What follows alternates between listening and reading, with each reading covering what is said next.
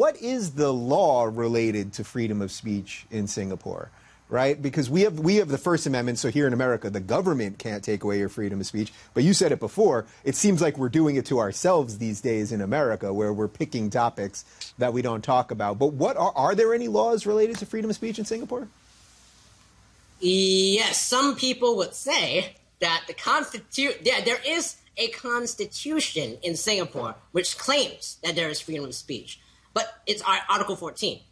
But in that constitution itself, it then says, Clause 2, it then says, we have freedom of speech, but there are some restrictions to freedom of speech, even if it, breaks the public harmony or the peace or is provocative or whatever. And that completely defeats the fucking purpose of freedom of speech. Yeah. That isn't fucking freedom of speech anymore. So the reason why we have that constitution which claims that there's freedom of speech is to fool fucking foreigners into thinking that we are democratic.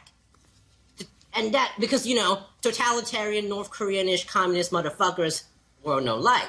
Fucking democratic motherfuckers, the world like. And that's the thing. America, you guys, Canada, America, Melbourne, whatever the fuck, you guys have freedom of speech, but your politicians aren't able to articulate what actually freedom of speech is, which is why the Singapore government is able to manipulate it in that way. Because essentially what freedom of speech is I haven't seen anybody articulate this before, so you're going to get exclusive.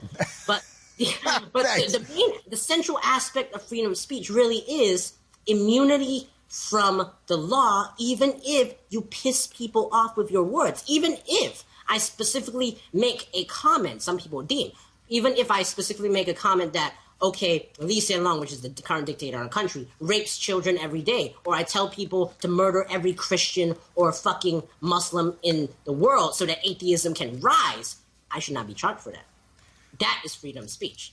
Right. So I guess some people would say if you were to say the latter thing, which is, I want to murder all these people so atheism can rise, then there's sort of a direct threat. So I guess there's a little bit of a gray area there, but you're more of an absolutist. You think no matter what, even with the direct threat, even if it's like a direct threat, why I say that, because that's the thing. I tell you to kill all those Christian motherfuckers. I don't want to do that, by the way. That's not a good way to spread change. But I tell you to kill all those Christian and ISIS motherfuckers, somewhat deemed. But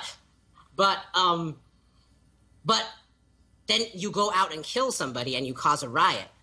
It's your responsibility that you listen to my words and act upon it.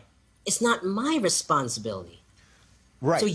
So if my words causes people to create a riot, that's their responsibility. They go to jail. I don't. I shouldn't be charged for that. Right. So you're making the distinction, obviously, between words and action. So if there was somebody, look, I've seen a couple of videos where people that don't like you have, attacked you in a mall, and I saw you got somebody grabbed you in a store, and in front of a lot of people that just kind of watched it happen. Yeah, it's a wretched country. So if there was somebody right now that was watching your videos that lived down the block from you, and then they started telling people, "Oh, kill Amos Lee, kill Amos Lee," you're saying you would actually be for their right to say that, yeah. But you would be against, obviously, the person that would come to kill you. Exactly. Don't charge the person who says kill Amos Yee. Charge the people who actually kills Amos Yee. Please don't kill Amos Yee. Please don't kill him. You have to make that qualification there. Very clear. Yeah.